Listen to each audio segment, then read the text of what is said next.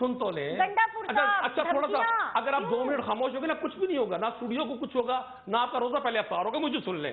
گنڈا پور صاحب کا جواب نہیں دینا آپ جی, گنڈا پور صاحب نے جو کہا بالکل ٹھیک کہا. گنڈا پور صاحب کروڑوں لوگوں کے نمائندے ہیں. گنڈا پور صاحب منتخب وزیر اعلیٰ ہیں.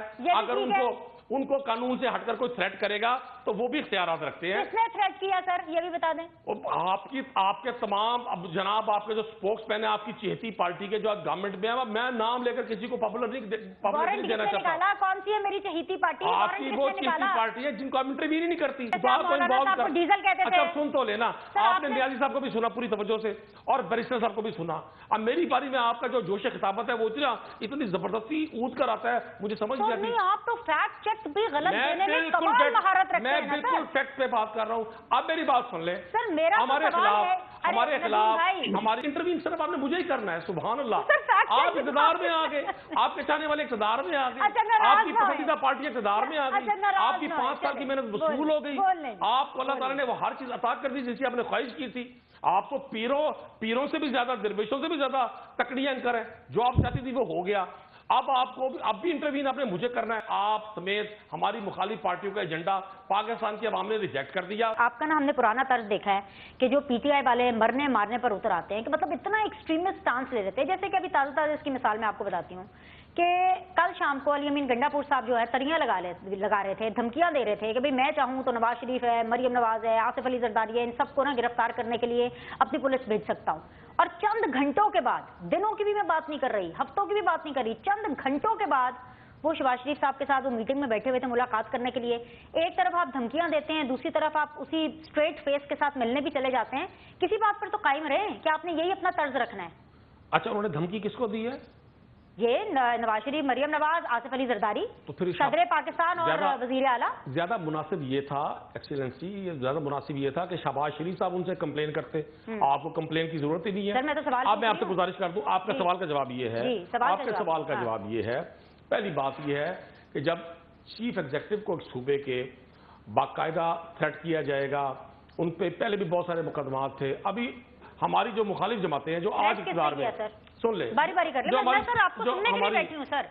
جو ہماری جو مخالف جماعتیں ہیں جو آج اقتدار میں, اس سے پہلے 2008 میں بھی کٹی ہوئی تھی, پھر ان کی وہ شادی بریک ہو گئی تھی اور بڑے انہوں نے ایک دوسرے پر الزامات لگائے تھے, ایک دوسرے کو گھسیٹا تھا, ایک دوسرے کے پیٹ پھاڑنے سے, اور ایک جگہ زرداری صاحب نے یہاں تک کہا اب کی بار اگر میں نے نواز شریف کو معاف کر دیا مجھے خدا بھی معاف نہیں کرے گا. میں ایک پولیٹیکل ورکر ہوں, میں نے اپنی زندگی میں اس سے بڑی سٹیٹمنٹ نہیں سنی کہ ایک شخص نے اپنے مخالف کے لیے باقاعدہ اچھا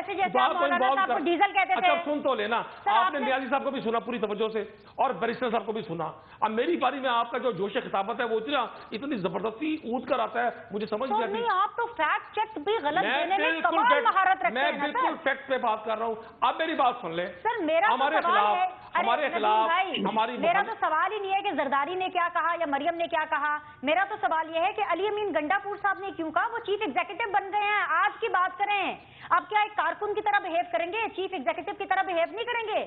آپ بی ٹریک ہوں گے تو مجھے انٹرویو کرنا پڑے گا نا. میں صرف آپ سے پوچھوں کہ گنڈا پور صاحب نے یہ دھمکی کیوں لگائی, بس آپ مجھے انٹرویو صرف آپ نے مجھے ہی کرنا ہے. سبحان اللہ, آپ اقتدار میں آ گئے, آپ کے چاہنے والے اقتدار میں آ گئے, آپ کی پسندیدہ پارٹی اقتدار میں آ گئی, آپ کی 5 سال کی محنت وصول ہو گئی, آپ کو اللہ تعالیٰ نے وہ ہر چیز عطا کر دی جس کی آپ نے خواہش کی تھی. آپ تو پیروں سے بھی زیادہ, درویشوں سے بھی زیادہ تکڑیاں کریں. جو آپ چاہتی تھی وہ ہو گیا. اب آپ کو اب بھی انٹرویو آپ نے مجھے کرنا ہے. مجھے ایک بات بتائیں, پاکستان تحریک انصاف کے بارے میں آپ سمیت آپ کے مزاج کے جتنے ہمارے اینکرز تھے اور جو ہماری دونوں یہ میرے فاضل دوست جن کی نمائندگی کر رہے ہیں, انہوں نے کتنا پروپیگنڈا کیا, یہ فلاں ہیں, یہ فلاں ہیں. میں وہ لفظ بھی نہیں دہرانا چاہتا. پاکستان کی عوام نے 8 فروری کو کیا کیا, ان کے سارے پروپیگنڈے کو, چونکہ یہ کارکردگی کے بجائے ہم سے مقابلہ کر رہے تھے پروپیگنڈے پہ. اگر یہ اپنی 22 مہینے کی کارکردگی یا 16 ماہ کی کارکردگی یا جو ان کے کیئر ٹیکر بیٹھے تھے بغل بچے ان کے کیئر ٹیکر کی صورت میں, بلاول بھٹو نے بالکل ٹھیک کہا تھا کہ پاکستان کی سیاسی تباہی کا, معاشی تباہی کا جتنا بڑا ذمہ دار اسحاق ڈار صاحب اور شہباز شریف صاحب ہے, کوئی نہیں ہو سکتا. یہ میں نے تو نہیں کہا, یہ بلاول زرداری صاحب نے کہا. بھائی اپنے جلسوں میں کہا, 10 दिसंबर से लेके 5 फरवरी तक वो यही तकारीर फरमाया करते थे जी जी, और फिर कि पाकिस्तान की सियासत में अब नौजवानों को आना चाहिए। खुद सुने प्रेस तो कॉन्फ्रेंस में अनाउंस भी किया कि जी ये वजीर आजम है। सुन तो ले। गंडापुर साहब, अच्छा थोड़ा सा धमकियां, अगर आप 2 मिनट खामोश होगे ना, कुछ भी नहीं होगा, ना स्टूडियो को कुछ होगा, ना आपका रोजा पहले अफ्तार होगा। मुझे सुन ले, मुझे तो बिलावल जरदारी साहब ने कहा कि अब बुजुर्गों को घर बैठना चाहिए, अब नौजवानों के इंतजार में आना चाहिए। अब वो ओल्ड एज होम से जो सबसे पुराने मॉडल के बुजुर्ग थे, अल्लाह उनकी जिंदगी दे, हमें उनका एहतराम है, लेकिन चूंकि उनको आउट ऑफ डेटेड बिलावल ने कहा था, मैंने नहीं कहा था। अब एक को अफवाह ने सदर में बिठा दिया, एक को अफवाह ने वज़ीर-ए-आज़म में बिठा दिया। इसका मतलब है आप समेत हमारी मुखालिफ पार्टियों का एजेंडा पाकिस्तान की अवाम ने रिजेक्ट कर दिया। हम ना आपके कहने पर फसादी होंगे, हम ना आपके कहने पे गद्दार वतन होंगे, हमने पाकिस्तान के तैयारे अगवा नहीं किए भाई। हमने लोगों के पांव पे बम बांध कर लोगों की शुक्र मिले नाम नहीं करवाई, हमने इवन फील्ड के महलाब नहीं बनाए, हमने पाकिस्तान के असासे बाहर मुंतकिल नहीं किए, हमने सर्विसेज चीफ को नहीं कहा ईंट से ईंट बजा दूंगा, आप 3 साल के लिए, मैं हमेशा के लिए हूं, और फिर पांव पड़ गए। हमने जो कहा उस पर खड़े हैं। गंडापुर साहब का जवाब नहीं देना आपको? जी, गंडापुर साहब ने जो कहा बिल्कुल ठीक कहा। गंडापुर साहब करोड़ों लोगों के नुमाइंदे हैं, गंडापुर साहब मुंतखब वज़ीर आला है। अगर उनको कानून से हटकर कोई थ्रेट करेगा तो वो भी इख्तियारात रखते हैं। किसने थ्रेट किया सर, ये भी बता दें। आपके तमाम, अब जनाब आपके जो स्पोक्समैन है आपकी चहेती पार्टी के जो गवर्नमेंट में है, मैं नाम लेकर किसी को पॉपुलर नहीं देना चाहता। कौन सी है मेरी चहेती पार्टी? आपकी वो चहेती पार्टी है जिनको आप इंटरव्यू नहीं करती। देखें मेरी बारी में आपका जोश देखे, आपका जो सामने देखेगा ना, वो देखेगा आप मेरे साथ क्या सलूक कर रही हैं, और उन दोनों को आपने ऐसे सुना है जैसे वो आपके टीचर हैं, आप उनकी स्टूडेंट हैं, और मेरी बारी में आपसे बर्दाश्त नहीं होता।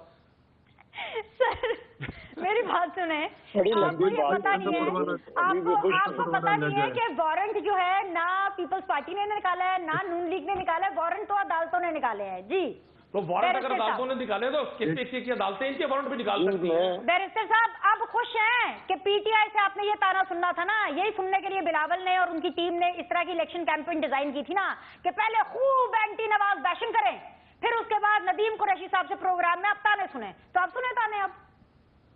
देखिए, सियासी जमातें हम लोग मुख्तलिफ, एक दूसरे पे तनकीद भी होती है, लेकिन तनकीद का मतलब दुश्मनी नहीं होता। अगर ये बात समझ आ जाए तो ये फिरका वाराना जमात को तो फिर ये बेहतर हो जाए। मैं समझता हूँ कि हम इन पे भी तनकीद करते रहे हैं, और हमने इस दफा PMLN से पहले इन्हें हुकूमत बनाने की दावत दी थी। तो इसलिए मैं समझता हूँ फिरका वाराना,